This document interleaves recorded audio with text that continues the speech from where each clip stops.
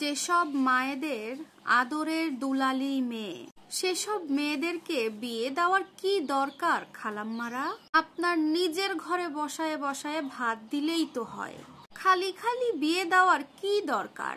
আর যদি বিয়ে দিয়েই ফেলেন তাহলে আপনার এত নাটক করারই বা কি দরকার? একটু কি বলতে পারেন আমার কাছে?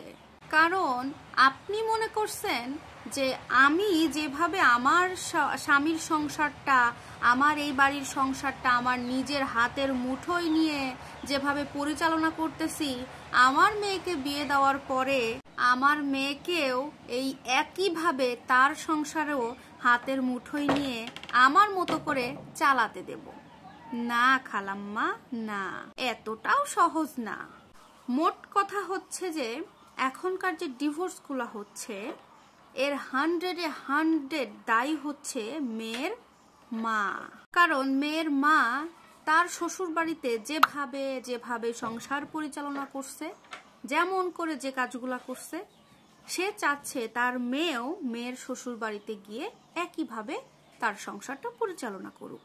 একটা মেয়ের যত সুন্দর চেহারা থাকুক, যতই তার বাপের ধন সম্পত্তি দৌলত থাকুক, স্বামীর ঘরে যাওয়ার পরে মেয়েটাকে তার নিজের ঘরের কাজ, নিজের কাজগুলো নিজেকে করতেই হবে। আমাদের এই পৃথিবীতে এখন পর্যন্ত কোনো মেয়ের জন্ম হয় নাই যে মেয়ে বিয়ের পরে শ্বশুর বাড়িতে যাওয়ার পরে স্বামীর ঘরে এসে নিজের কাজ বা সংসারের কোনো কাজ না করে শ্বশুর শাশুড়ি তাকে নবাবজাদির মতো ঘরে বসে থাকতে দেবে।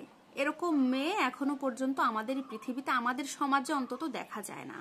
তবে অনেক ক্ষেত্রে কি হয় যে কাজ করতে গেলেই গা ঘেমে টেমে অস্থির হয়ে যাচ্ছে, চুলকানি হচ্ছে, এটা নাড়তে পারে না, মাছ কাটতে গেলে গন্ধ লাগে, এটা করতে গেলে হাত চুলকায়, কাজ করতে পারে না, বয়স অল্প, এরকমের কিছু কথা কিন্তু শোনা যায়। এখন ধরেন যে মেয়ে ইন্টারমিডিয়েটে পড়ে বা ভার্সিটিতে পড়ে, ধরেন যে ভার্সিটিতে পড়া একটা মেয়ে এটা ঠিকই বুঝে যে প্রেম করতে হবে, সম্পর্ক করতে হবে, কোন ছেলের মাথা মস্কায়ে খাইলে রাজপ্রাসাদটুকু তার হবে, এটা বুঝতে পারে।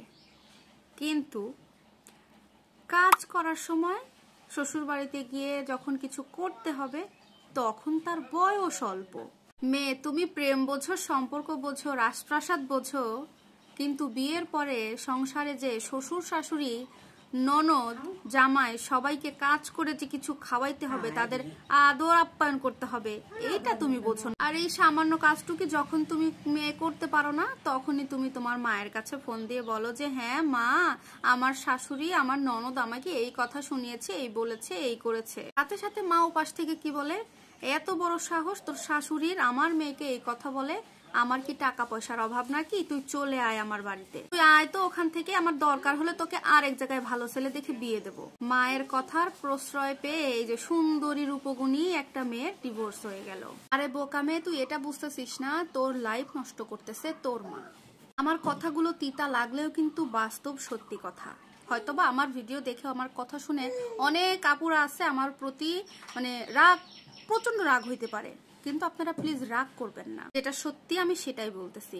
আবার অনেক খালাম্মারাও আমার প্রতি রাগ করতে পারেন, ও খালাম্মারা রাগ কইরান না আমার ভিডিও দেখা।